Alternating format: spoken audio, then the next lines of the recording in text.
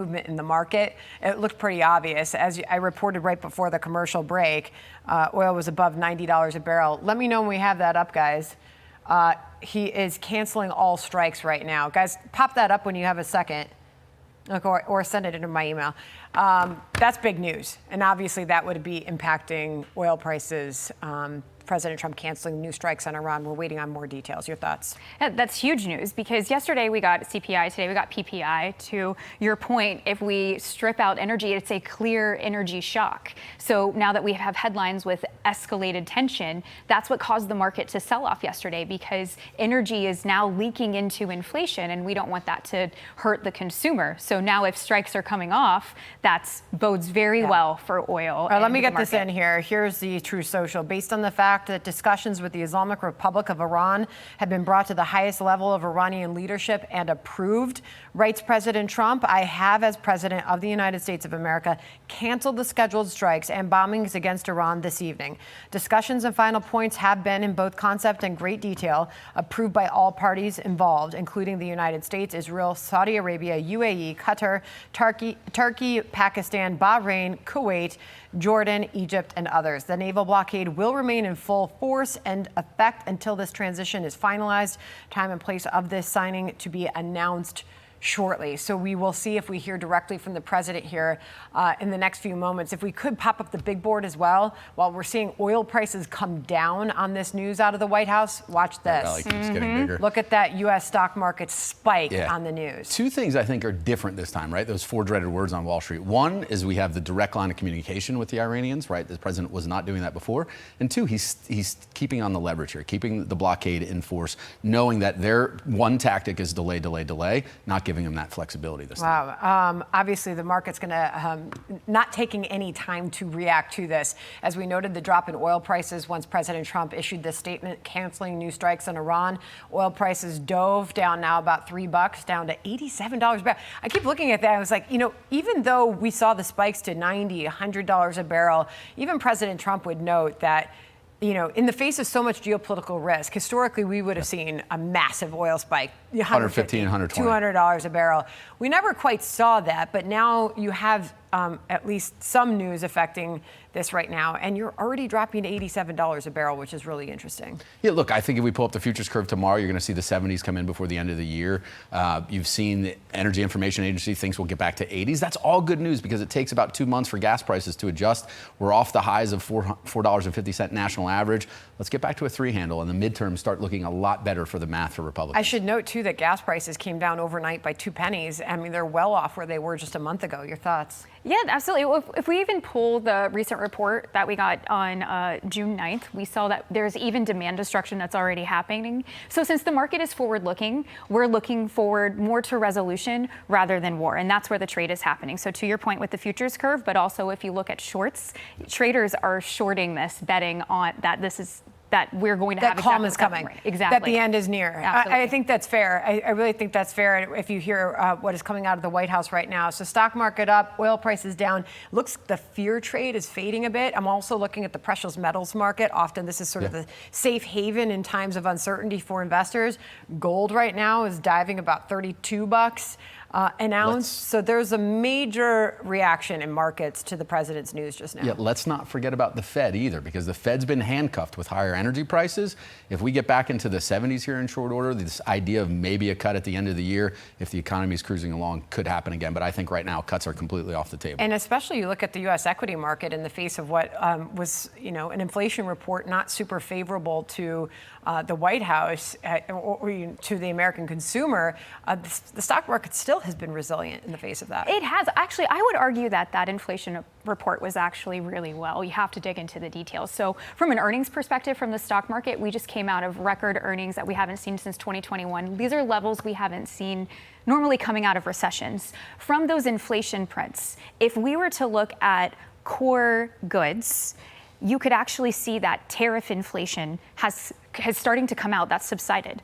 And now we just see an influx of energy inflation just starting to show up. But those are energy shocks that normally we look through as long as inflation expectations are well anchored to 2%, and seeing the 2-year come down, seeing the dollar starting to weaken, gold coming up, every thing that was happening with markets pre-Iran conflict is reversing, which is boding well for markets. So once we get a conflict on the table, or that strait is opened, or because we're forward-looking, we need to at least expect it, then that bodes extremely well for a market because, again, record earnings. I think it's fair to say the president is keeping Iran guessing, keeping the world guessing. Thanks to both of you. And John, as I hand off to you, I just want to note that President Trump, as he calls off these new military strikes, this is just hours after threatening to escalate the situation. So you have a market that's sort of been watching all the movements of this war. And as we just saw on the screen a moment ago, while oil prices are plunging, I think they just took another leg down.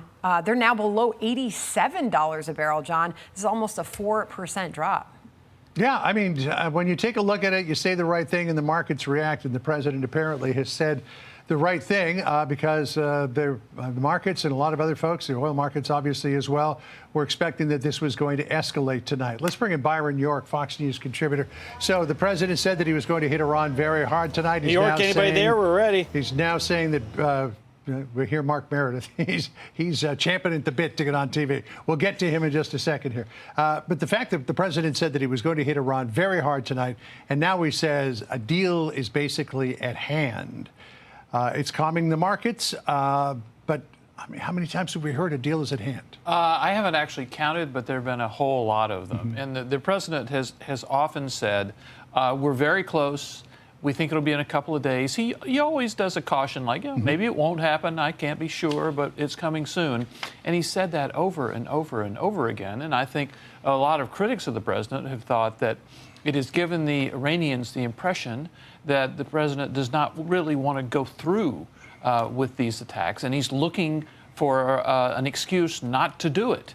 So we'll have to see exactly how this works out now, but we have seen this show a number of times before. Yeah, and there was a sense that because the president seemed reluctant to go back to kinetic military action, that the Iranian leadership was basically tweaking his nose. They were playing like they're the toughest dog on the block, that Iran's got this vast, powerful military, and they don't. I mean, how many missiles did they fire? How many drones did they fire? Yeah. They hit an Apache helicopter, and thank God the drone didn't explode, but everything else that they were firing at Kuwait and the Emirates and Israel, nothing happened. So, well, it was the Apache attack that really, I think, sent this to another level and made it impossible to keep what Trump has been calling a ceasefire going on. You know, the other day Trump was asked, well, what does ceasefire mean to you? And he said, well, in that part of the world, it means you're shooting in a more moderate manner.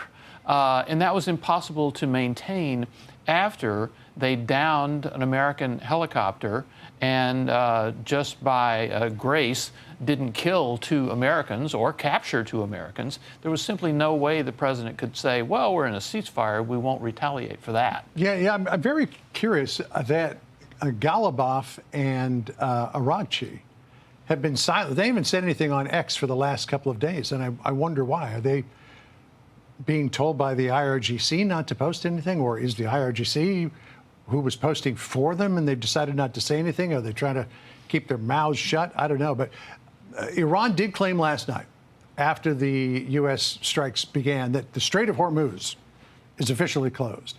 Look at what CENTCOM put out just a short time ago. Strait of Hormuz, open for transit. Safe pathways are established for commercial vessels transiting the Strait of Hormuz.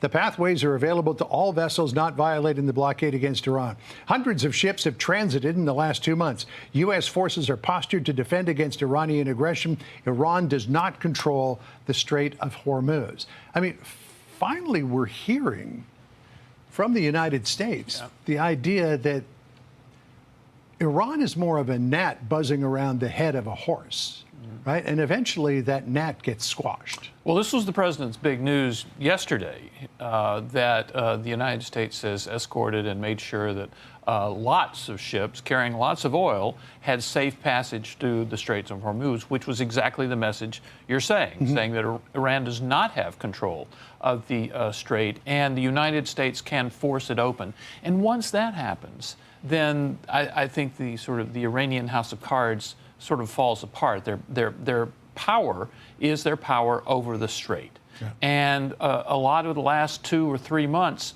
has been involved in this kind of useless struggle to get back to where we were before the war started, that is, with an open Strait of Hormuz. But once you get that Strait of Hormuz on, then it seems to me the United States can focus on the actual goal of this war, which was to ensure that Iran does not get a nuclear weapon.